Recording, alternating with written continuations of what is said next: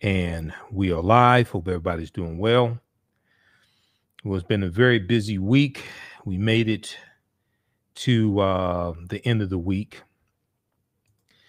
It's a lot going on, and it's been a very busy week for me also because we're now on 6 days a week, Monday through Friday, 11 p.m. to 12 midnight Eastern Standard Time. And then still on Sundays, 9 p.m. to 11 p.m. Eastern Standard Time, the African History Network show. All right. So on today's show, well, yesterday was you had two presidential town hall forums. Joe Biden was on ABC News and Donald Trump was on NBC and MSNBC. So we're going to do a town hall recap and fact check. Joe Biden got about 2 million more viewers than Donald Trump. I wonder why. Donald Trump's was a very contentious one at sometimes and filled with conspiracy theories and things like this. Is just a debacle. Okay, I watched it on ABC News. I watched Joe Biden on ABC News and recorded it. And then I watched the recap on MSNBC, and I watched some of the clips on MSNBC.com. So earlier today, I was on Roland Martin Unfiltered. I'm a panelist on Fridays now on Roland Martin Unfiltered. And we talked about the presidential town halls from last night. So I'm going to share a clip of Roland Martin Unfiltered dealing with that. We also talked a little bit, talked some more about Ice Cube and his contract with Black America, but we also we talked about Joe Biden's 22-page agenda to empower Black America as well. So on our Sunday night show, we'll share a clip of that. You know, if you listen to me, you know we've been talking about Joe Biden's 22-page to empower Black America going back to May 2020, because it came out about May 4th, 2020. And May through June of 2020, on this show, I took we did 6 Sundays and broke down one of the 6 parts of Joe Biden's plan. So my listeners already know about it. There are a lot of people who just found out this week that the plan exists. But, you know, we dealt with this back in May and June, and we're going back through and looking at it again. We did that for 5 weeks after Joe Biden won accepted the nomination at the Democratic National Convention. So we're going to do part 6 this Sunday. It's just been so busy. We haven't had a chance to do part 6, but we'll do part 6 this Sunday. Okay. And then we also know that October 16th is the 25th anniversary of the Million Man March. Took place October 16th, 1995. 2 million African-American men showed up in Washington, D.C. So we'll talk a little bit about the 25th anniversary of the Million Man March and the role that Black women played. Black women supported Black men. We'll deal with the roles of Black women at the Million Man March. Finalcall.com is a really good, extensive article dealing with this. How's everybody doing? Everybody share this broadcast on your social media platforms and invite your friends to tune in. Also, we're broadcasting on our Facebook fan page, The African History Network, The African History Network. Then also on my personal page, Michael M. Hotep, IMHOTEP. And then on YouTube as well, Michael M. Hotep.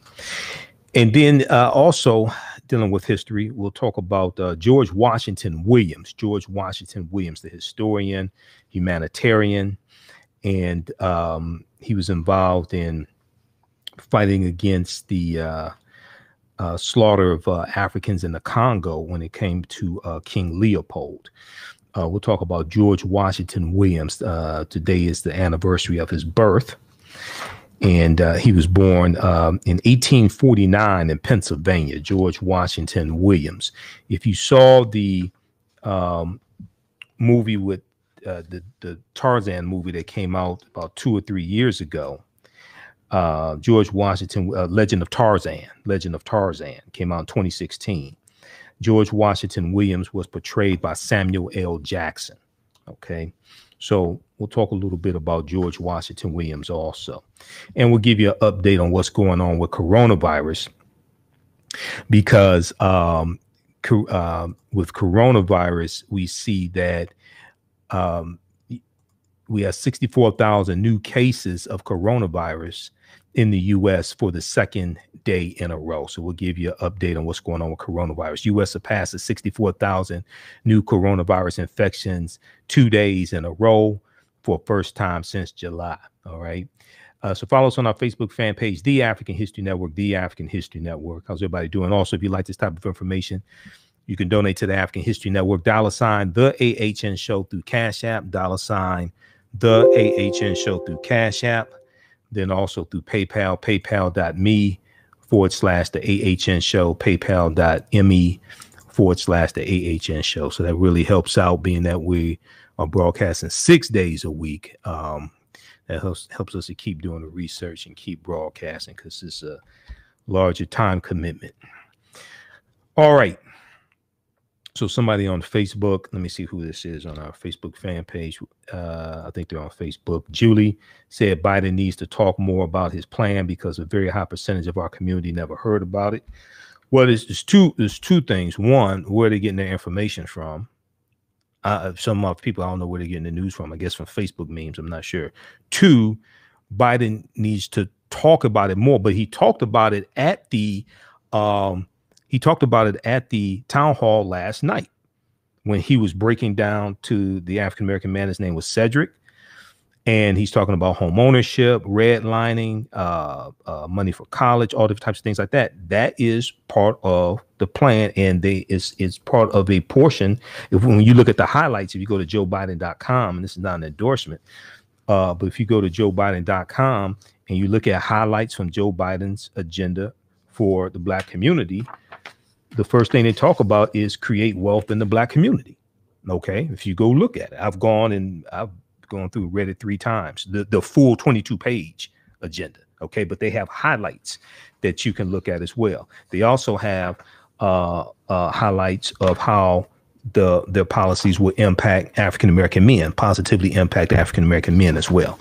So they should talk about this more as actually part of not he talked about policies, but say this is part of my plan to empower Black America. This is part of I'm not crazy about the title Lift Every Voice, but it's better than the Platinum Plan, which is really a fool's gold plan. So they talk about, like last night, Biden talked about the policies that are right here in the agenda, but he should say, this is part of my 22-page agenda to empower Black America. You can go read it at my website, etc. Okay, so he has to brand, they have to brand it better. All right. But see, I have a background in marketing and sales, things like this. I understand it, but they have to brand it better. All right, so we'll deal with all that also. Now, the African History Network, we focus on educating, empowering, and inspiring people of African descent throughout the diaspora and around the world, because right now it's corrects wrong behavior. What you do for yourself, what you do to yourself, and what you allow other people to do to you and get away with is based upon what you think about yourself. What you think about yourself is based upon what you have been taught about yourself. What you've been taught about yourself is based upon everything you've read, heard, and seen about yourself. So when you control the radius of a man's thoughts, you can control the circumference of his actions, because the mind can't do or teach what it doesn't know. Now, we deal with a number of different topics on the African History Network show. We deal with current events and history, education, economic empowerment, entrepreneurship, relationships, love, sex, health issues, and much, much more. Sign up for our email newsletter. Text the word Kemet, K-E-M-E-T, to 22828. Text the word Kemet, K-E-M-E-T, to 22828 to sign up for our email newsletter.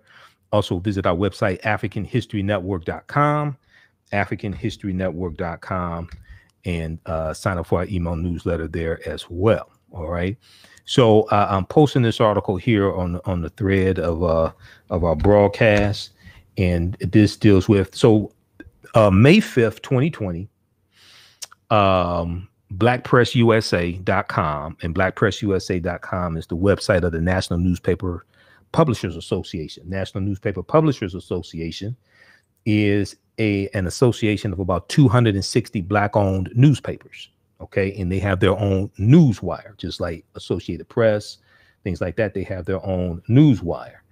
Okay, so they posted, Stacey Brown for Black Press USA wrote an article that deals with Joe Biden's plan to empower Black America, and he goes through and gives a brief overview about it, and then gives some comments about it. So when I talk about the plan, you hear me reference that article. That article is dated May 5th, 2020.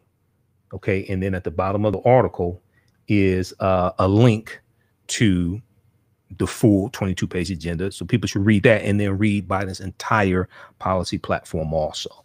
Okay, so this information is there. A lot of our people don't know it exists and, you know, don't read. So this is why they need to have the graphics. They need to have the graphics to put this in bite sizes and put this out also. The graphics may exist. I haven't seen them. I'm not sure, but I have seen parts of this in various commercials, including commercials online, commercials on Facebook. All right. So let's go to the, I want to go to this clip here. Let's see, coming up here on the break. Let's go to Mike. Let's go to clip 2. Let's go to clip 2. Highlights from Trump and Biden's dueling town hall events. Biden was on ABC News, and Trump was on NBC. The town hall hosted in NBC by NBC in Miami for Trump and ABC in Philadelphia for Biden were unlikely to attract nearly the audience a debate would. History suggests, and even many Republicans were baffled by Trump's decision to withdraw from the second debate when he's down in the polls and needs every opportunity possible to try to disrupt the racist status quo. Donald Trump did not want another humiliating debate. The first debate was humiliating for him. About 60% of people said Biden won. And then the fact checking came out and showed all the lies that Trump was telling, et cetera. Now, replacing the presidential debate with competing conversations with voters was a fitting symbol of a politically divided and socially distanced America. Instead of speaking to or even shouting at each other, Trump and Biden spoke past each other on different networks, airing at the same time, allowing Americans to choose a favorite candidate to describe reality as they want to see it. Going into the town hall, Biden led Trump by 9.2 percentage points in the NBC News national polling average. Most swing state polls in recent months show Biden to be the favorite. We have clip 2 from NBC News queued up. Yes, sir. Okay, let's go to that clip. On the crime bill that you wrote in 1994, which showed prejudice against minorities. Where do you stand today on that? Well, first of all, things have changed drastically. That crime bill went and voted. The Black Caucus voted for it. Every black mayor supported it across the board. And the crime bill itself did not have mandatory sentences except for 2 things. It had 3 strikes and you're out, which I voted against in the crime bill. But it had a lot of other things in it that turned out to be both bad and good. I wrote the Violence Against Women Act. That was part of it. The assault weapons ban and other things that were good. What I was against was giving states more money for prison systems that they could build, state prison systems. In the meantime, an awful lot of people were jailed for minor drug crimes after the Exactly right. Was it a mistake to support it? Yes, it was. But here's where the mistake came. The mistake came in terms of what the states did locally. Now, there was a moment during the Trump town hall where this sister, asked him this question that was quite interesting, if you will, and in what he had to say. Of course, it dealt with this topic. Go to it. The Democrat. Hi, Cindy. What's your question? Good evening, Savannah. Good evening, Mr. President. Thank you very much. As a mother of a young male of color, I have reason to respect authority, not only because it's the right thing to do, but also out of fear that he may face profiling or be considered a criminal. As an educator, I've also had similar conversations with my high school students. Mr. President, what will you and your administration do to better prepare our law enforcement officers to work in collaboration with the communities that they serve, and also to protect the lives of innocent Black and Latinos from police brutality and injustice? Right. I fully understand the question, and I saw everything that you saw over the summer, and it was a terrible thing to watch. We were very strongly. We have a senator named Tim Scott from South Carolina. He came up with a bill that should have been approved. It was a bill that was strong in terms of law enforcement and strong in terms of enforcing the proper thing and doing the proper thing by law enforcement. And the Democrats just wouldn't go for it. They wouldn't go for it at all. And I don't know why, because it was a really great bill. But I do have to say this. And some people don't like it when I say it, but a lot of people agree. I have done more for the African-American community than any president, with the exception of Abraham Lincoln. Criminal justice reform, prison reform, historically black colleges and universities. I got them funded. They were on a year-to-year basis. They could have been put out of business. As soon as our country had a little bad year, they would have said, I'm sorry, we're not going to fund you. I got them 10-year funding and financing, and more than they even asked for. I became very friendly with a lot of the heads. But we've done more, and of course, opportunity zones. But criminal justice reform, everybody said it could not be done. President Obama and Biden never even tried to do it. They never even tried. But I say that, and I say it often. I'll say it loud, and I'm very proud of it. And I have a great relationship because of what I've done with the African-American community. I'm very proud of it. Let's go to our next question. We have Paulette Dale. She leans slightly to Biden. She voted for Clinton in 2016. She's registered as a Republican. Michael, that's a flat-out lie. That man lied so often that, first of all, he did. The HBCU thing is a lie. Biden and Obama didn't try to do criminal justice reform. It was one of the first bills Obama signed, which lowered the crack cocaine or the powder cocaine disparity. That's a lie. Right. They tried to actually get a broader criminal justice reform bill, but the Republicans would not participate. He's, again, lying about HBCUs.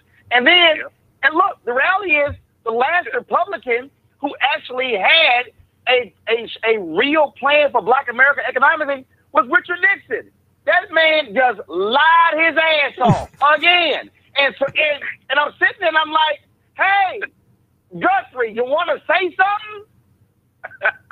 Oh, well, look, Roland, here's the thing. Yeah, he lied his behind off. I didn't watch it on MSNBC or NBC, but I've got the recap from NBC News. I've got the fact checking from the Washington Post. I watched it on ABC News, okay? I watched Biden on ABC News. Here's the thing, very quickly. Number one, when you talked about 2015, there was bipartisan support in the U.S. Senate for a earlier version of the First Step Act. It was blocked by Jefferson Beauregard Sessions III, U.S. Senator from Alabama, and Senator Tom Cotton, U.S. Senator from Arkansas. They blocked it under President Obama in 2015. They tried to block the First Step Act this time. They tried to block the First Step Act this time, but here's the thing. How can Trump claim to be the champion of criminal justice reform, and you nominate two attorney generals who are against criminal justice reform? Hey, pause it right there, Mike. Pause it right there, Mike. Let's go to commercial break. All right, we'll continue this another side of the break. That's actually me from Roland Martin Unfiltered today, Friday, October 16th. You listen to the African History Network show right here on 9:10 a.m. the Superstation of Future Radio. We'll be back in a few minutes. Stand by, everybody. Stand by.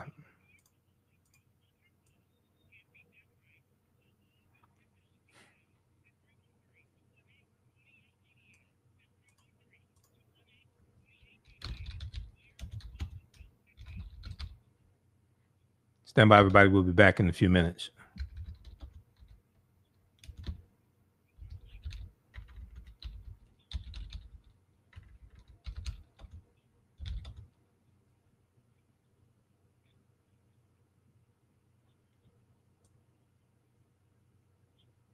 How's everybody doing today? Stand by. We're on commercial break. Calling numbers 313-778-7600. 313-778-7600 is the call-in number if you have a question or comment. 313-778-7600. Stand by. We're back from break in a couple of minutes here.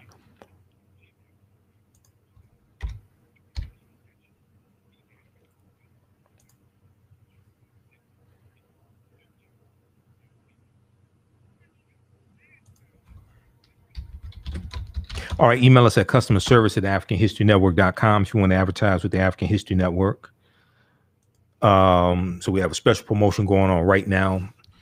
You can also post the name of your African American owned business right here on the thread of the broadcast as well.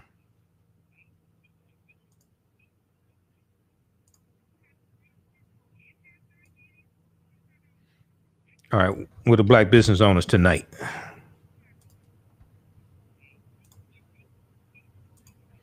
How you doing, Ansar? Ansar, JX, Ronald, Sis Rayleigh, James Willis, Alex.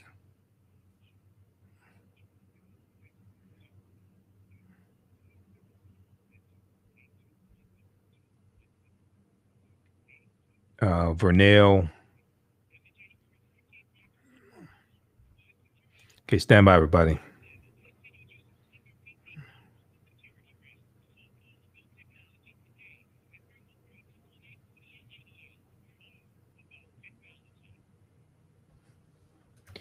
Welcome back to the African History Network show right here on 910 AM Superstation Future Radio.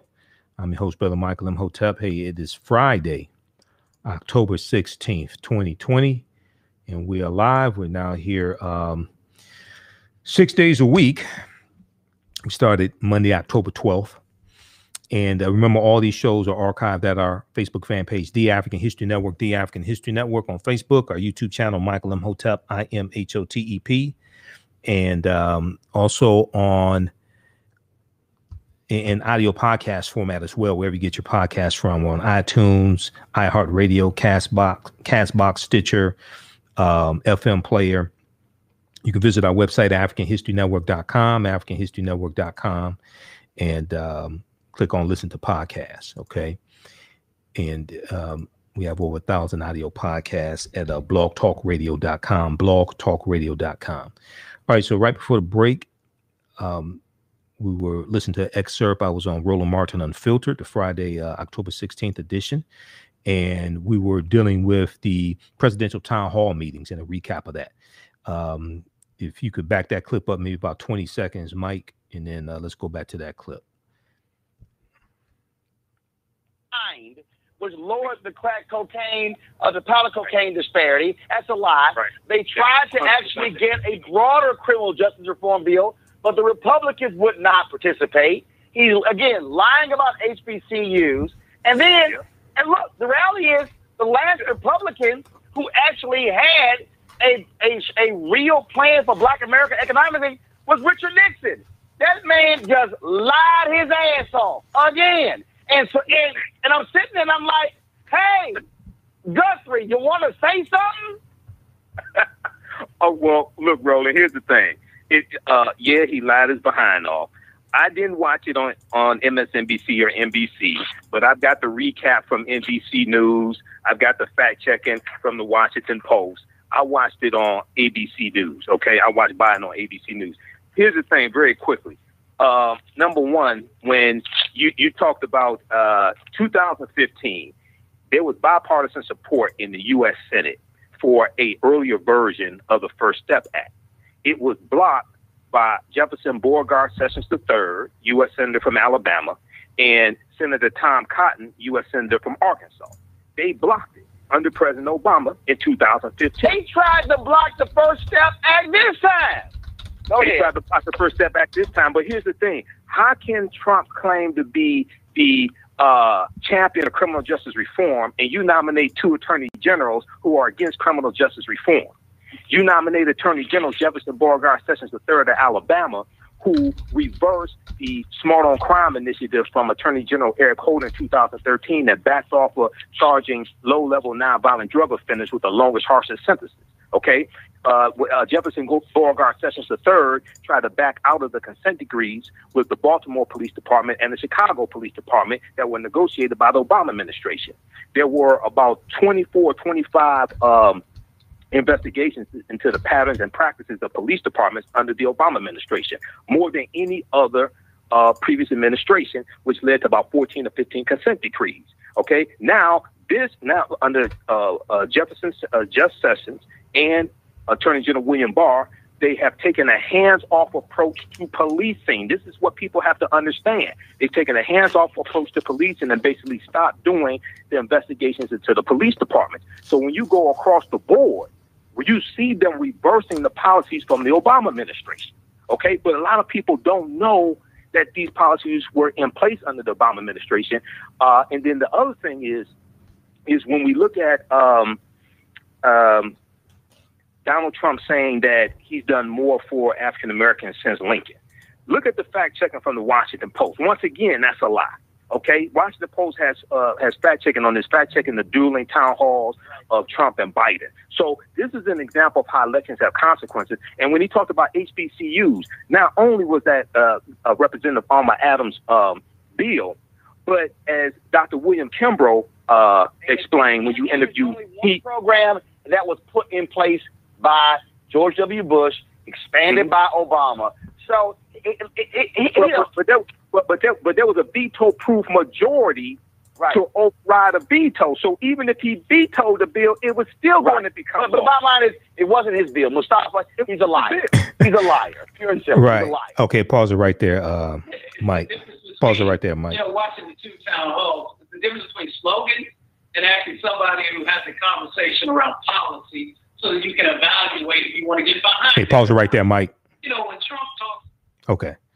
I was on with Mustafa Santiago Ali in that segment. So we'll play some more of that on my Sunday night show because we have more time on the Sunday night show. So check that out. And Roland re-airs these the shows throughout the day. Follow Roland on Roland Martin on Facebook. And I think it's Roland S. Martin on YouTube. All right. Now, I want to go to, we have another clip here. This is from NBC News. That's clip 1. So I'm going to go to that in just a minute here, Mike. It's a recap of the two debates. But let's look at some of the recap from NBC News. Okay. This is 5 takeaways from Trump's and Biden's dueling town halls. We'll come to that in just a second. But I want to go to these other 2 articles here. This deals with how Trump has dismantled the police reform that took place under the Obama administration. NewYorkMag.com, NYMag.com. Trump's plan to end Obama's peaceful reforms and unshackle the police succeeded. Trump's plan to end Obama's peaceful reforms and unshackle the police succeeded. Okay, this is from, I think this is June 20, let's see. This is from May 2020. This is after George Floyd was let me see. This is after George Floyd was killed. George Floyd was killed May 25th, 2020. So it talks about Lieutenant Bob Kroll, Kroll. You've heard me talk about this in the past couple of weeks. Lieutenant Bob Kroll is the president of the Minneapolis Police Union. So Minneapolis is where George Floyd was killed. So last October, in October 2019, Minneapolis Police Union President Bob Kroll appeared at a Donald Trump rally, clad in his red Cops for Trump t-shirt. Lieutenant Bob Kroll gloated that the president had unshackled his officers from the restraints imposed by Trump's predecessor, Barack Obama. Quote, he said the Obama administration and the handcuffing and oppression of police was despicable, end quote, he told the crowd at the rally. Quote, the first thing President Trump did when he took office was turn that around, got rid of the Holder Loretta Lynch regime, Attorney General Eric Holder, Attorney General Loretta Lynch, and decided to start letting the cops do their job, put the handcuffs on the criminals instead of us, end quote. We will never know if that unshackling emboldened Officer Derek Chauvin to murder George Floyd. But the line between the relief demanded by Lieutenant Bob Kroll, president of the Minneapolis Police Union, on behalf of Minneapolis police and the naked assassination committed on camera by one of his officers is quite direct. The world around us, in which the streets of every major American city are filled with protesters, is the result of Trump granting the wishes of the most retrograde police officers. Okay, they're not saying all officers, they're talking about the bad ones. They are getting what they asked for. The last few years of the Obama administration were one of the most productive periods of criminal justice reform in American history. Now, the majority of the power over policing is not at the federal level, it's at the state and local level because of the 10th Amendment of the U.S. Constitution, which gives states rights. The Obama administration changed sentencing guidelines to reduce the disparity in the treatment of drug crimes that had disproportionately harmed Black defendants. As part of an effort to inculcate a, quote, guardian, not warrior mindset, it restricted the transfer of surplus military equipment to police departments, because coming out of the protests in Ferguson, Missouri, surrounding the killing of Mike Brown, President Obama stopped sending the surplus military equipment to the police departments. This was one of the things they were asking for. Trump reversed that. Trump said, we want the police departments to have the surplus military equipment. Most importantly, it formed consent decrees with more than a dozen police departments to force them to change their practices. These reforms did not root out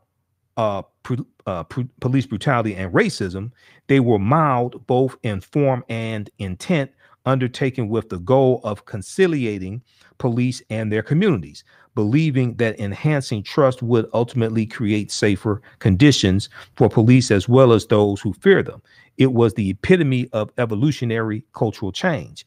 This was the context of Trump's nightmarish claims in 2016 that cities were being overtaken by bloodshed and carnage, like he's saying now.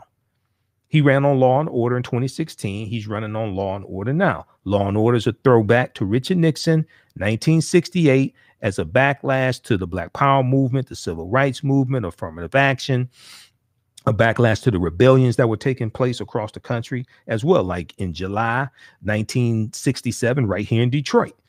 Richard Nixon was the backlash to all of that.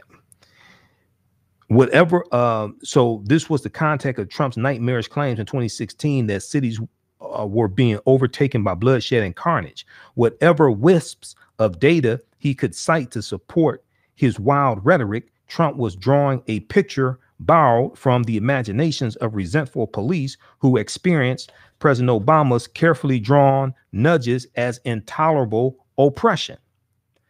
Trump reversed them swiftly. Trump's first Attorney General, Jefferson Beauregard Sessions III, ended the restriction on transferring military equipment to police, reviewed all consent decrees struck by his predecessors, and then restricted their use going forward. Jeff Sessions said we need to take a hands-off approach. We need to back up, take a hands-off approach to police. Quote, it is not the responsibility of the federal government to manage non-federal law enforcement agencies, end quote.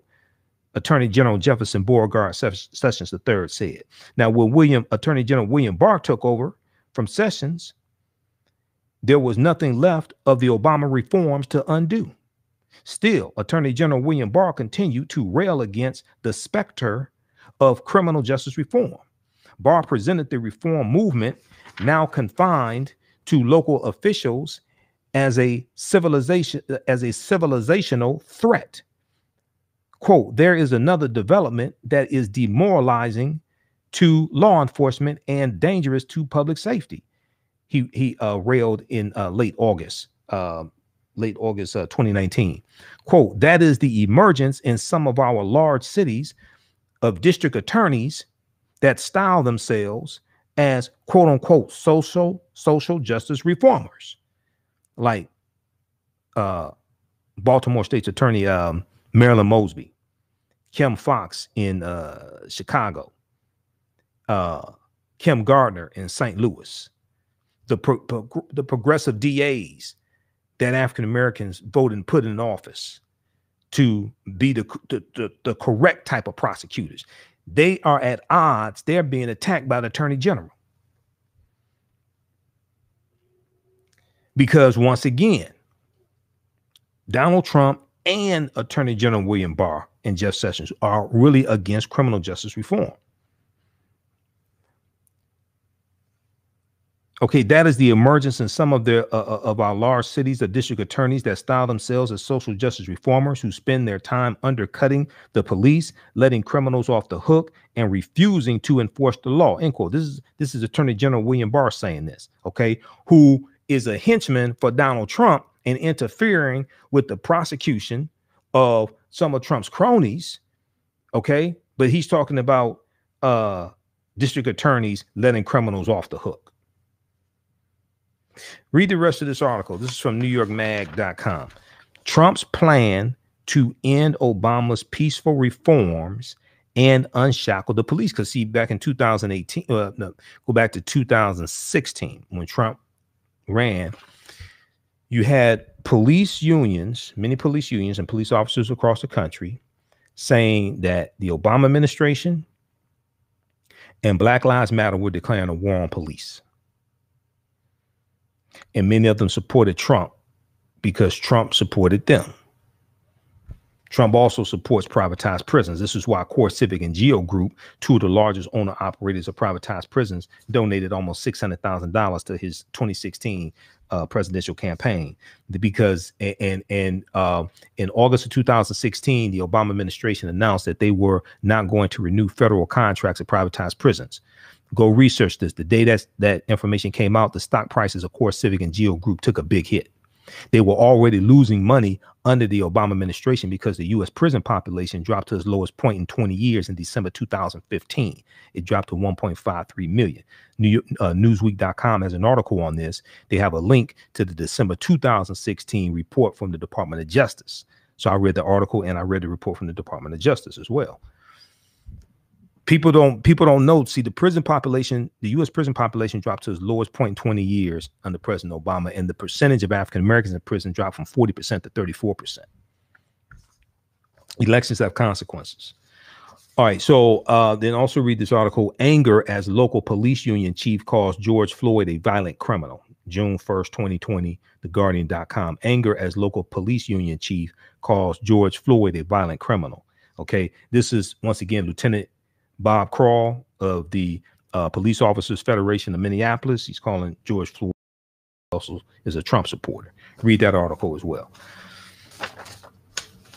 All right, and then for good measure, this one here deals with the power of police unions and how the culture of police unions has to change. June 6, 2020, New York Times, how police unions became such powerful opponents to reform efforts. How police unions became such powerful opponents to reform efforts.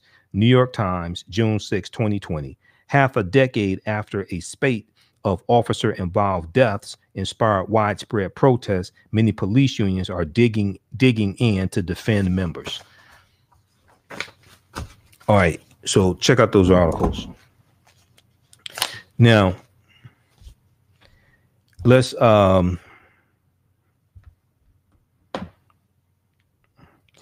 look at some of this fact checking right quick. So we saw Donald Trump acting like he didn't know much about QAnon. At the first debate, Trump claimed that he didn't know much about the Proud Boys, a violent far-right extremist group, but he told them to, quote unquote, stand back and stand by, and a move they heard as an endorsement. In his NBC town hall on Thursday, October 15th, Donald Trump claimed that he didn't know much about QAnon, the groundless conspiracy theory that claims that elites run a vast, just crazy nonsense, satanic cult, just nonsense. But Trump said something they are sure to hear as an endorsement. He said, "I know nothing about QAnon. I do know they're very much against pedophilia, and I agree with that." The QAnon supports Trump. He doesn't attack people that support him. That's what that's about. Now, an FBI field office recently warned that, quote, fringe political conspiracy theories like QAnon, quote, very likely motivate some domestic extremists, end quote, very likely motivate some domestic extremists. Trump also bristled when Savannah Guthrie, the moderator, well, the host and the moderator of NBC News, asked him to clearly and forcefully condemn white supremacists, but the reason he keeps getting the question is that he seems so uncomfortable answering what would be a layup for any other politician, including his own vice president. So he said, I denounce white supremacy. What's your next question? Okay, let's go to this clip from NBC News. Let's get a recap of what took place between the two town halls. Where do you stand today on that? Well, first of all, things have changed drastically. That crime bill went and voted. The Black Caucus voted for it. Every black mayor supported it across the board. And the crime bill itself did not have mandatory sentences except for two things. But it had 3 strikes and you're out, which I voted against in the crime bill. But it had a lot of other things in it that turned out to be both bad and good. I wrote the Violence Against Women Act. That was part of it. The assault weapons ban and other things that were good. What I was against was giving states more money for prison systems that they could build, state prison systems. In the meantime, an awful lot of people were jailed for minor drug crimes after the Exactly right. Was it a mistake to support it? Yes, it was. But here's where the mistake came. The mistake came in terms of what the states did locally. Now, there was a moment during the Trump town hall where, Mike, go to the NBC News clip. That's the same clip from YouTube. Go to the NBC News clip. It says NBC. I think this clip is either clip 1 or clip 2. The 2 clips in the email I sent you. Okay, I'm getting it together for you right now. All right, thanks. Okay, so we'll go to that clip here in just a minute. This clip is a recap of what took place last night. Now, Biden talked about court packing. Also, we saw 2 different vastly tones from the candidates as well. Trump made a claim about 85% of people who wear masks catch coronavirus. He said just the other day, just let me know when we have the clip ready. Just the other day, the Center for Disease Control and Prevention came out with a statement that 85% of people who wear masks catch it. Savannah Guthrie said they didn't say that. I know that study. Trump said that's what I heard and that's what I saw. So Trump falsely described a study published by the CDC on September 11th and then ignored Savannah Guthrie, the NBC moderator, when she tried to correct him. Published in the CDC's morbidity and mortality, the morbidity and mortality weekly report, the study compared 154 people who tested positive for coronavirus with 160 people who tested negative. Okay, it tested 154 people who tested positive for coronavirus with 160 people who tested negative. The top finding was that close contact with a person with known COVID-19 was more commonly reported among the positive cases, 42%, than negative cases, 14%. Okay, let me repeat that. The top finding was that, quote, close contact with a person with known COVID-19, meaning COVID-19 positive, was more commonly reported among, end quote, the positive cases, 42%, than the negative cases, 14%. Coronavirus positive patients were more likely to have a reported dining at a restaurant, any area designated by the restaurant, including indoor, patio, and outdoor seating, quote, in the 2 weeks preceding illness onset, end quote, than those who tested negative, the study says. Okay, so he just totally got the study wrong. He just said 85% of people wear masks get coronavirus. So, Michael, I got you queued up here for you. Okay, all right. So let's go to this clip here. This is a recap of the 2 town halls. Did you take a test on the day of the debate, I guess, is the bottom line? I probably did, and I took a test the day before and the day before, and I was always in great shape, and I was in great shape for the debate.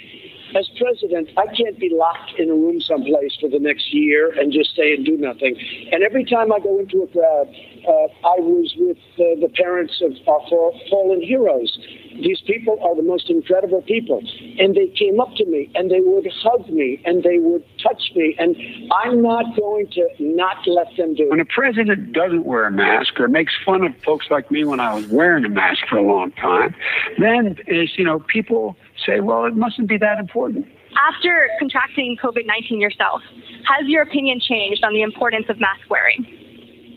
No, because I was okay with the masks. I was good with it, but I've heard many different stories on masks. If you listen to the head of the CDC, he stood up and he said, while we're waiting for a vaccine, he held up a mask.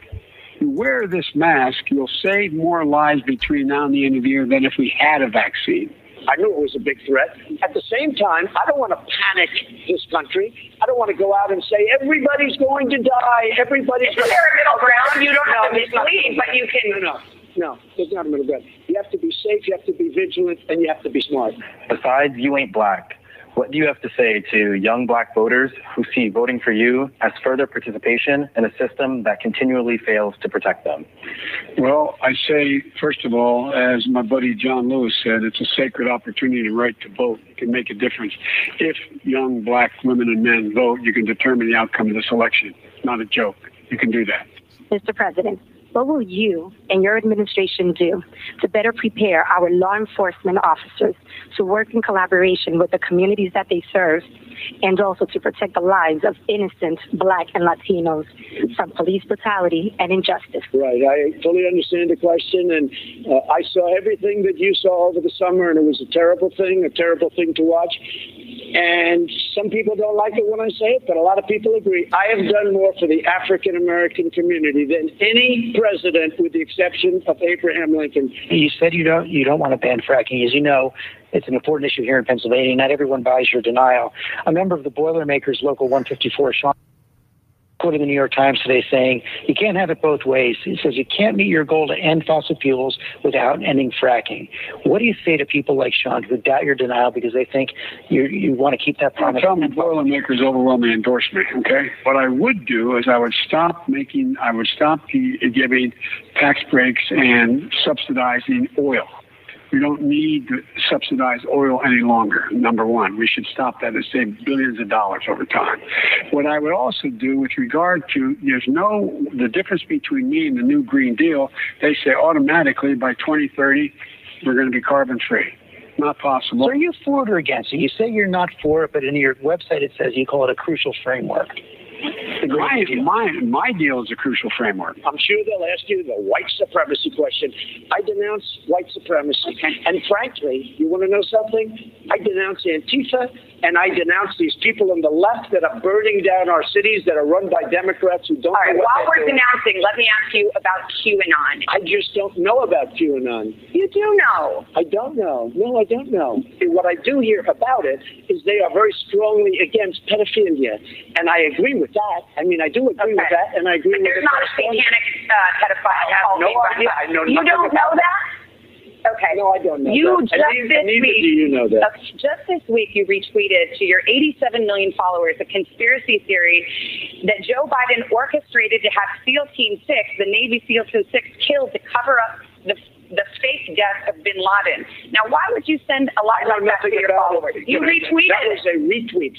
That was an opinion of somebody, and that was a retweet. I'll put it out there. People can decide for themselves. You're the president. You're not like someone's crazy uncle. Your own FBI director says he is somebody's crazy uncle. He is somebody's crazy uncle. Go ahead, play the rest of it. And unify bring people together. When I said I was running because I wanted to unify the country, people said, well, they were the old days. We better be able to do it again. We better be able to do it again. Mr. Vice President, if you lose, what will that say to you about where America is today? Well, it could say I'm a lousy candidate and I didn't do a good job. But I think, I hope that It doesn't say that we are as racially, ethnically, and religiously at odds with one another as it appears. Go to our next question. We have Paulette Dale. She leans slightly to Biden. She voted for Clinton in 2016. She's registered as a Republican. Paulette, what's your question? Thank you. Good evening, Mr. President. Thank you very much. I have to say, you have a great smile. Thank you. So, he does. You're so handsome when you smile. As the daughter of immigrants to the United States who fled Eastern Europe due to religious persecution, right. The United States immigration policies are very personal for me. Right.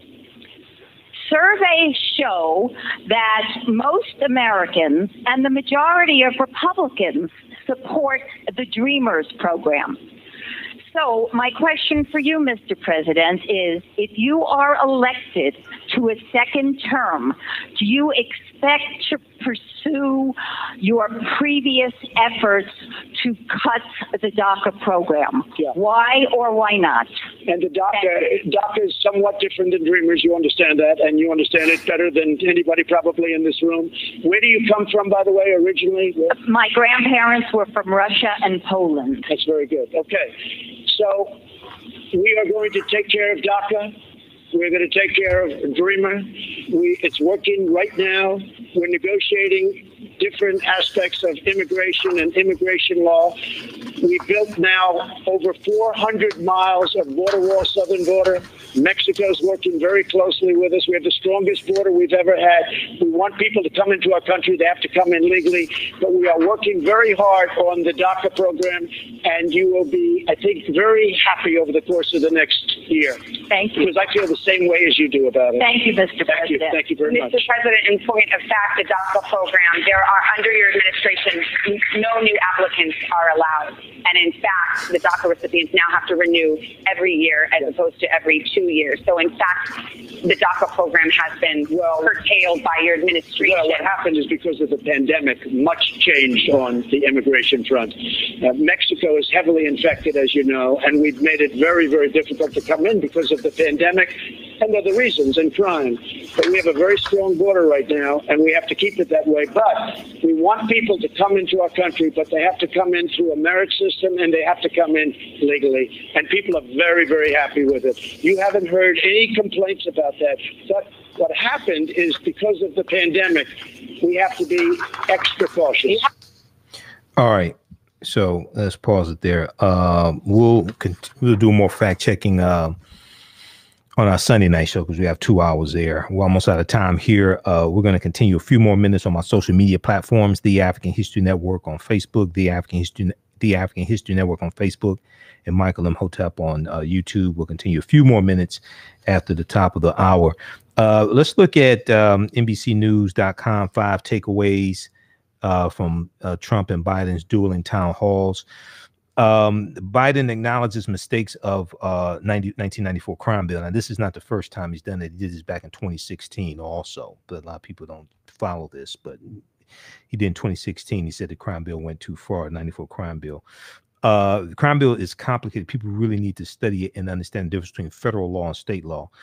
But Biden said parts of the 94 bill that he helped write were bad, referring to a measure linked to the rise of mass incarceration. However people want to define it, because mass incarceration was already on the rise. The U.S. prison population quadruples from 1970 to 1993. It goes from 300,000 in 1970 to 1.3 million in 1993.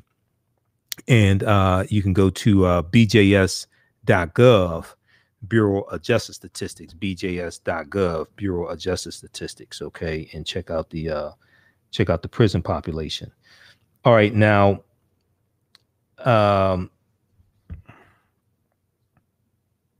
so he said he elaborated by saying things have changed drastically since '94, and he noted that many black leaders at the time supported it. He said that the goal of the bill was same time for same crime, same time for same crime, and that the core of the mistake was in what the states did locally. Okay, now 23 members of the Congressional Black Caucus voted for it.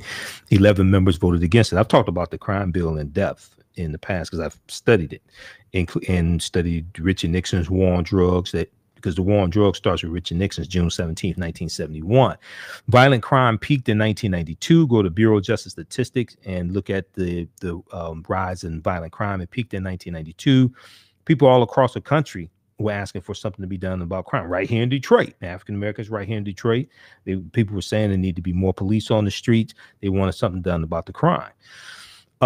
He did not write all of the parts of it. So when you talked about 3 strikes and you're out, that was a part that he did not write and voted against.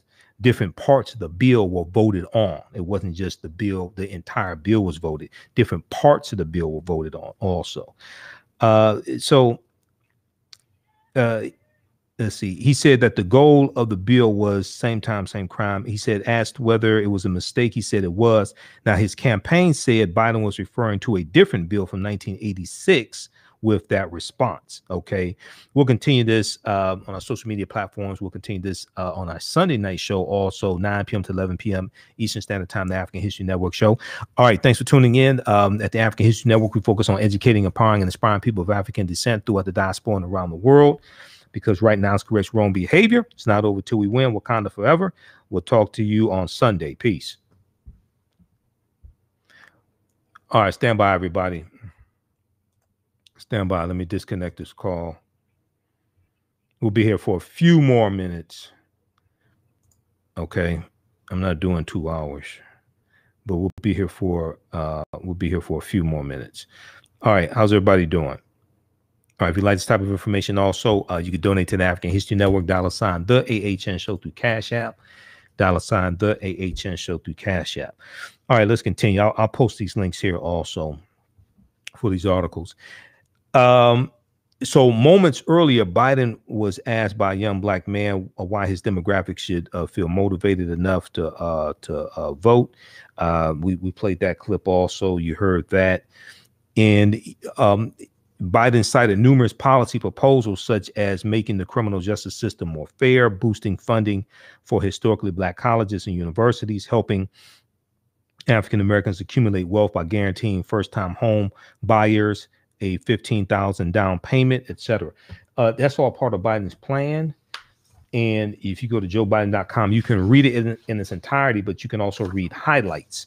You can look at highlights from Joe Biden's agenda for the black community. You could read that first part. It talks about create wealth in the black community. It talks about protect and build on Obamacare, invest in our students and educators, support education beyond high school, invest in clean air, energy revolution, and environmental justice, make a transformational investment in our country's infrastructure, strengthen the right to vote, strengthen America's commitment to justice, end violence against women. So you could read that. It goes through and explains each one of these. Okay, just as highlights are more extensive than Donald Trump's 2-page platinum plan, which is really a fool's gold plan. Okay, so you could read that, and then you could read it in its entirety. On our Sunday night show, we'll deal with part 6, because we go through and break down the entire plan. So this is the full plan. I have it printed up. You know, we've been going through breaking this down.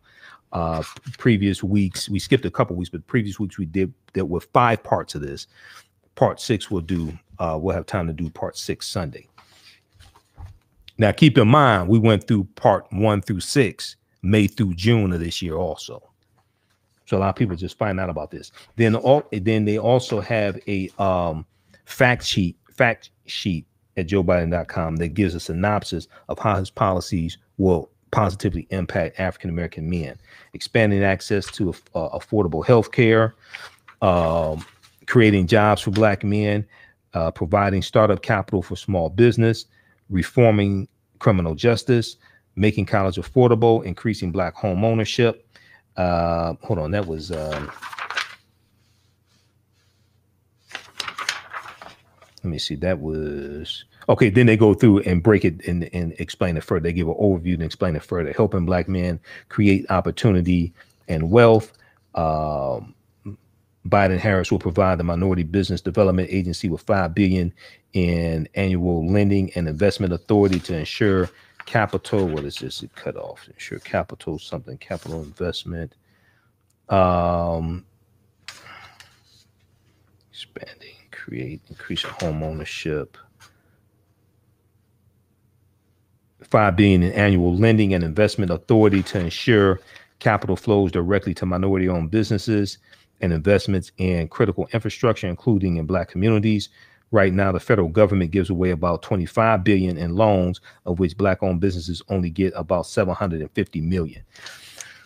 One of the things is a lot of our businesses don't know the money's available.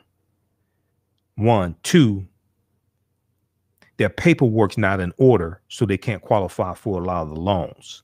Your paperwork has to be in order. Your tax returns, things like this. A lot of them can't meet the requirements because the paperwork's not in order. Okay, so more of us have to apply to get the money, but the paperwork has to be in order. Okay, so a lot of people don't know this. Create millions of good-paying jobs for all Americans, including to revive American manufacturing and build on nation's clean energy future and modern sustainable infrastructure. Biden-Harris will ensure Black men are represented in those millions of jobs. Increase the minimum wage to $15 an hour, which would give nearly 40% of Black workers a pay raise. In Donald Trump and Republicans' war on labor and make it easier for workers to unionize and collectively bargain. Black union members earn nearly 14% more and are 9 times wealthier than their non-union counterparts and are more likely to have employer-provided benefits like healthcare and retirement. Okay, then they're going to help Black men buy a home by addressing racial disparities in home ownership and creating a $15,000 tax credit for buyers to purchase their first home, a key to building wealth. Right now, approximately 74% of white families own their own homes compared to 44% of Black families. Okay. Biden's plan will tackle redlining and other discrimination in housing and create a $15 down payment tax credit for first-time home buyers. It goes on from that. You can read it. This is just the overview. These are the highlights. So they have it broken down like that also. These are the highlights. Okay. So read this. Now this stuff been out since May 2020. A lot of people don't know this. All right, so check that out as well.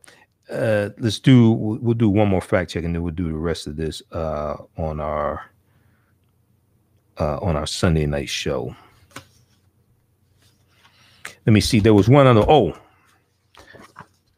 want to do this one here. Donald Trump said, "I've done more for the Black community than any other president since Lincoln." He loves to say this. Okay, it's not true, but he loves to say this. So Donald Trump cited record funding for historically Black colleges and universities. You heard the segment with Roland Martin and myself. That wasn't his bill, and it was a veto-proof majority in the House and the Senate. So even if he vetoed the bill, they had the votes to override his veto. The president cited record funding for historically Black colleges and universities, HBCUs, a bill he signed to overhaul prison sentences, and what he claimed are increased investments in minority communities through opportunity zones. These are largely gentrified areas. Okay, so who's getting the real benefits? Opportunity zone legislation that claim by itself is suspect. And they have a reference here to the New York Times article, how a Trump tax break to help poor communities became a windfall for the rich. This is largely going to gentrified areas. Okay, this is largely going to gentrified areas. So let me see. And we got some dumbass trolls, so we'll block the trolls. Historians said Lyndon Johnson, who signed in the law the Civil Rights Act of 1964, and the Voting Rights Act of 1965,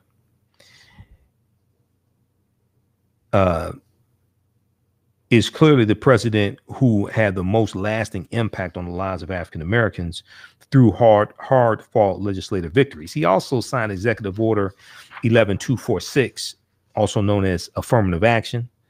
Okay. And then he signed Medicare and Medicaid in the law also. Quote, when LBJ signed his landmark Medicare Act in 1965, he secured desegregation of hospitals throughout the South, which had been universal, and anywhere else it existed. Anywhere else it existed. There was an enormous accomplishment. That was an enormous accomplishment, said Max J. Skidmore, a presidential historian at the University of Missouri. Quote, presidents who have done the most for Black civil rights since Lincoln would include Ulysses S. Grant, securing creation of Department of Justice and empowering the Attorney General to prosecute the Ku Klux Klan and racial violence. So that'd be like the four force acts of like the 1870s, like the Anti-Ku Klux Klan Act of 1871. Harry Truman desegregated the military using executive order to circumvent a Congress dominated by the South. Barack Obama should be included for his success in passing the Affordable Care Act, which is one of the greatest anti-poverty measures that this country has ever enacted. That's presidential historian at the University of Missouri, Max J. Skidmore. Now, many experts faulted Trump for his attacks on voting rights, which mainly benefit non-white people, so-called minorities, and his record of racial statements. African-American unemployment and poverty rates had been declining for years before Trump took office, and HBCU funding was mostly handled by Congress. And the unemployment rate for African Americans dropped down to 7.8%. It was cut in half under President Obama. It dropped down to 7.8%. So in December 2016. So Trump inherited a largely healthy economy. It wasn't perfect. It was a largely healthy economy. And he's largely destroyed it. We saw second quarter of this year, gross domestic product dropped 32.9%. We see even though some people have been called back to work, we see 25 million people still unemployed. The jobless claims came out Thursday. 898,000 people filed for unemployment. So we'll do more fact checking on our Sunday night show. Okay, check out the fact checking from Washington Post. Fact checking the dueling town halls of Trump and Biden. And also you can look at it from NBCnews.com as well. They have fact checking there as well at NBC News. Let's look quickly here at the 25th anniversary of the Million Man March. 25th anniversary of the Million Man March. Finalcall.com has a really good article. Black women supported Black men, the roles of women at the Million Man March. Black women supported Black men, the roles of women at the Million Man March. And this is written by Anissa Muhammad, a contributing writer. So almost 2 million men attended the Million Man March at the call of the Honorable Minister Louis Farrakhan 25 years ago on October 16th, 1995. But behind the scenes and out in front, women worked, organized, supported, spoke, and women were impacted. One of the earliest supporters of the Million Man March among Black women leaders was Dr. E. Faye Williams, the letter E, F-A-Y-E, E. Faye Williams, who today serves as president of the National Congress of Black Women. She was in charge of the weekly organizing meeting and was co-convener of the Washington, D.C. Local Organizing Committee and co-chair of the march. She said, quote, there were some people who were concerned that it was biased against women to say they were having a Million Man March. Of course, I did not feel that way. I felt that it was a really good time for brothers to get together and to be more positive, to strengthen themselves and to be better men. So it was not a problem for me from the beginning. And it did not matter to me some of the negative things that people were saying because women were not invited, end quote, she said.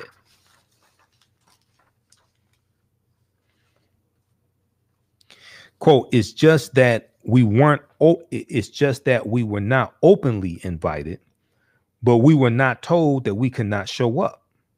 And that was one of the first things I said to Minister Farrakhan when he came to town to talk about what the march would be like, she continued.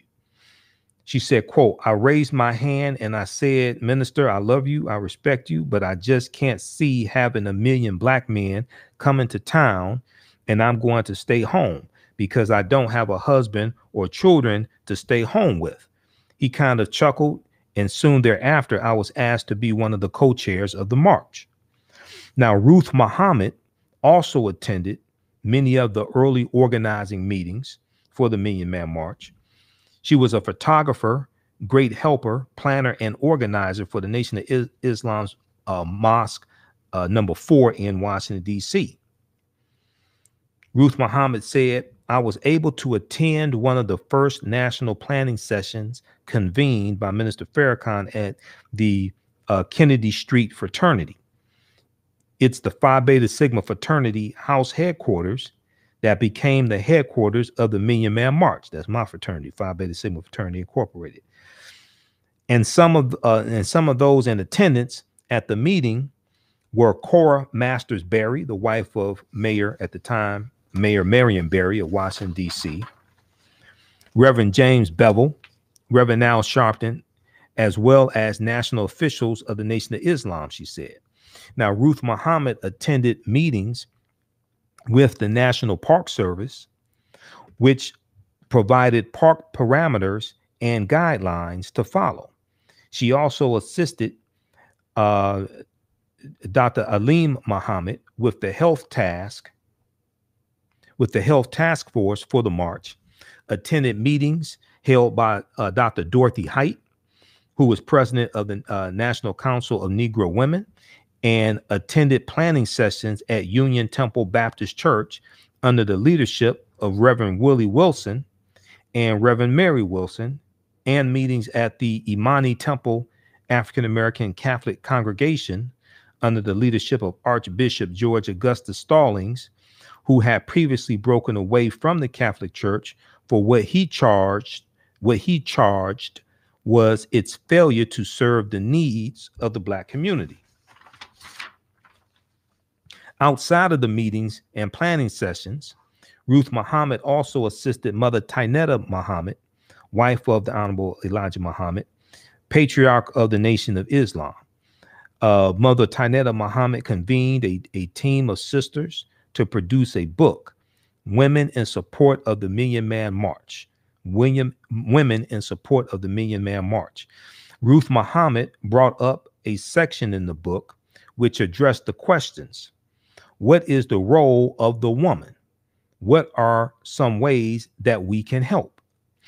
When the march started out, there was a thought that it was a march for Black men to bring them together. Minister Farrakhan had crisscrossed the country conducting men's only meetings to encourage them to stand up as husbands, fathers, and responsible protectors of their families and communities. Quote, the march was one of the culminations of all of these meetings, but the sisters, the women, wanted to know, okay, that is great, but what is our role? What can we do? Because these are our brothers, these are our fathers, our sons, and we're affected by whatever affects them, end quote, she said. Sister Ruth Muhammad went on to say, I remember there was a time when attorney Ife Williams asked about that. What can women do? So Minister Farrakhan said you can support. There's a way for you to support the men without being a part. We're not saying the Million Man March is not for women. We're saying we as men, there's a unity that we need to forge first. So he gave us different ideas of what women can do, end quote, Ruth Muhammad reflected. Women did much of the planning and organization for the march, including registering people to attend and raising money for donations. Black women used their voices on radio and television to help promote the Million Man March. Radio talk show host Bev Smith, who I met when I was broadcasting on the Empowerment Radio Network, which was headquartered in Atlanta. I was broadcasting from here in Detroit to the network in Atlanta. Radio talk show host Bev Smith was one of the women who promoted the march. She hosted both a radio show called The Bev Smith Show and the popular show on BET called Our Voices back in the 90s. At the time, BET was black owned by Bob Johnson. Quote, women pretty much agreed to let the men come out front. This is what I talked about on my show, that we needed our black men to show up, Bev Smith said. She said she felt that was her role because of the way white media outlets portrayed the march and how they predicted it was going to be violent. And I remember watching it after the day off from work. I remember watching it on CNN all day. Watched it all day on CNN. Quote, I made my radio show, The Voice of the Million Man March. The minister gave me permission to do that, and that's what I did. Either radio show or TV show, I'm not sure which one. Quote, and then I did public service announcements on my own and recorded them, trying to get black men to pool their resources and get buses and stuff like that, because it was something to see.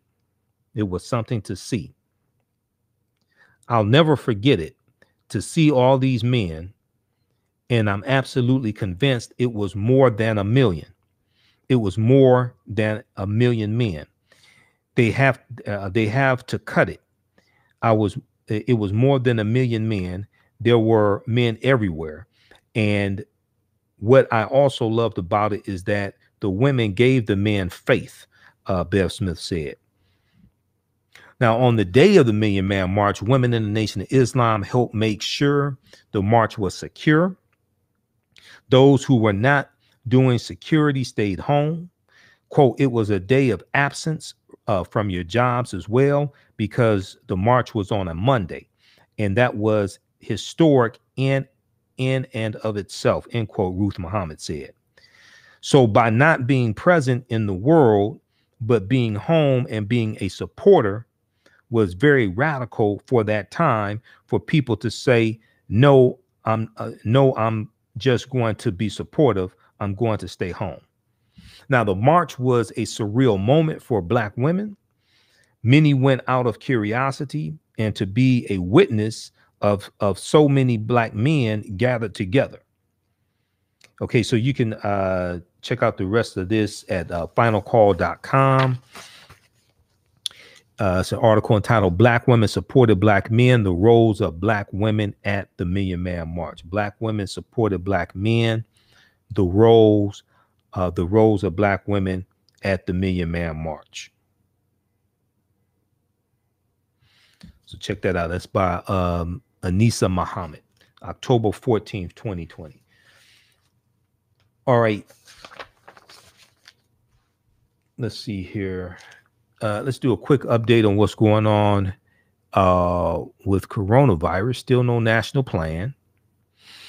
U.S. surpasses 64,000 new coronavirus infections 2 days in a row for the first time since late July. For the first time since late July.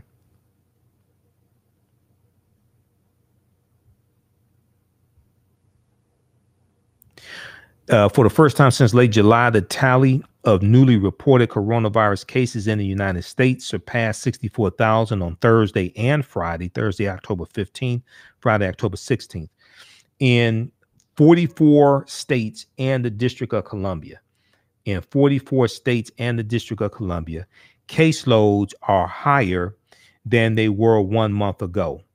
And many of the new infections are being reported in rural areas with limited hospital capacity. Many of the new infections are being reported in rural areas with limited hospital capacity. That's a dangerous combination. More than 8 million cases have been reported nationwide since February, and at least 216,000 people in the U.S. have died of COVID-19, the disease caused by the virus.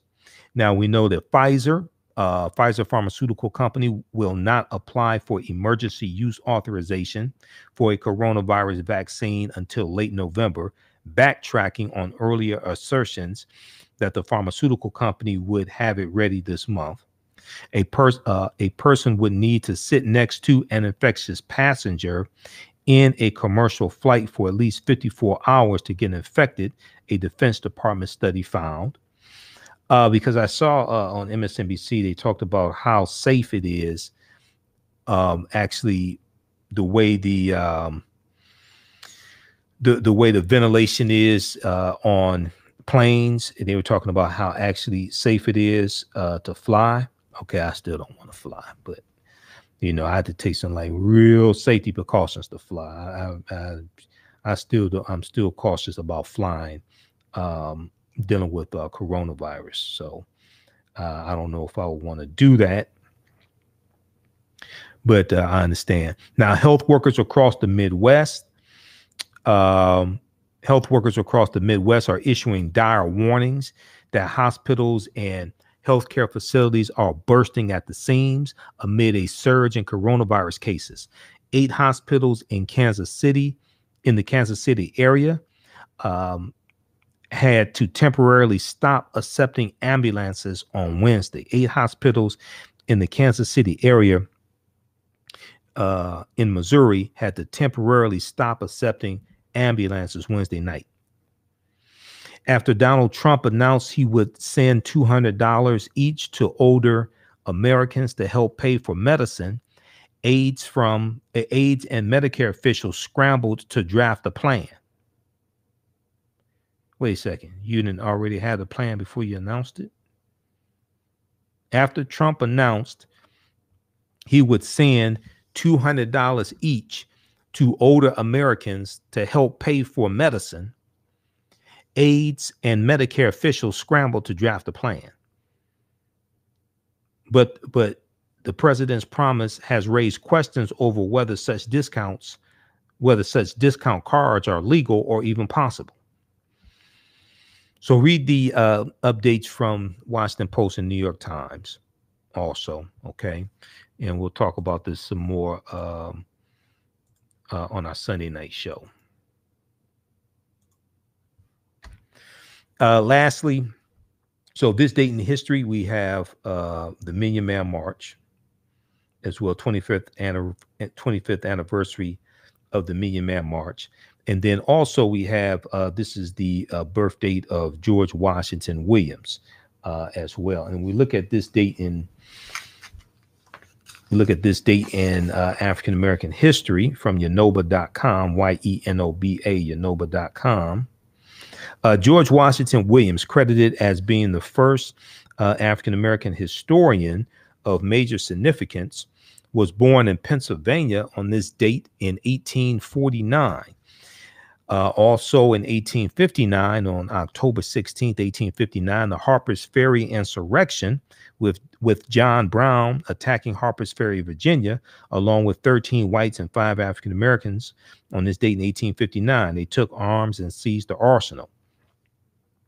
S.E. Thomas, who was an inventor, patented the waist trap, which was a curved metal pipe, on this date in 1886, patent number 286746. You can read more about this date in African American history at yenoba.com, YENOBA. So when we look at George Washington Williams, blackpast.org has a good article on George Washington Williams. He was a 19th century American historian, most famous for his volumes, History of the Negro Race in America from 1619 to 1880, as Negroes, as slaves, as soldiers, and as citizens. And then also a history of the Negro troops in the War of the Rebellion, which came out in 1887. Now, George Washington Williams was born in 1849 in Bedford Springs, Pennsylvania, and lived there until 1864.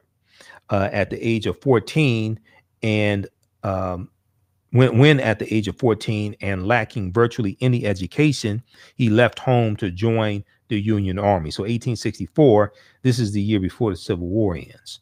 Okay, this is the year before chattel slavery ends.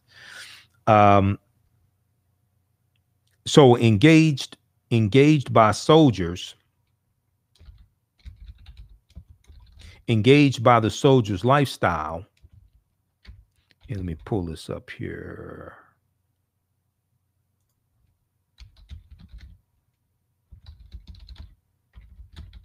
Let me try to pull this up.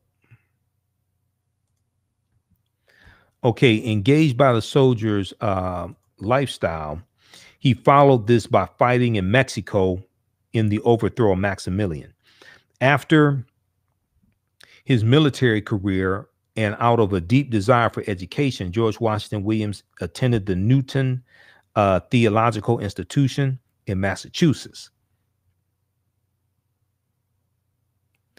And okay. So by the time he was 25 years old, he had graduated, married, and become pastor of the 12th Baptist Church in Boston, Massachusetts. Now, during the next several years, he wrote as a columnist for the Cincinnati Commercial. He became a lawyer, founded a Boston newspaper called The Commoner in 1875, and became the first African-American member of his state legislature. So he became a politician also. Now, George Washington Williams spent only one term in political office, partly because he saw little chance of re-election, and partly because he increasingly desired to commit the majority of his time to working as a historian. To working as a historian. Yeah, in his historical works, Williams strove for objectivity and the truthful recording of history, but he also essentially wrote from a revisionist perspective. He researched avidly and wrote with the goal of re-recording American history to honestly and responsibly include the roles and experiences of African Americans. Okay, he researched avidly and wrote with the goal of re-recording American history to honestly and responsibly include the roles and experiences of African Americans. Okay, to correct the history. His first text, The History of the Negro Race, received a plethora of literary reviews, largely favorable critiques. Of the negative reviews he faced, most critiques noted that his writing style tended to be overblown and was tinted by his theological training. Okay.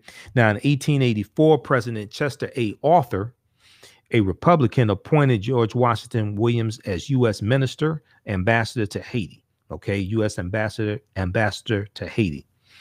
Despite his confirmation by the United States Senate and a commission from the U.S. State Department, he was not allowed to assume his post because of opposition from the incoming Democratic president, Grover Cleveland, Stephen Grover Cleveland, who instead nominated John Edward Thompson.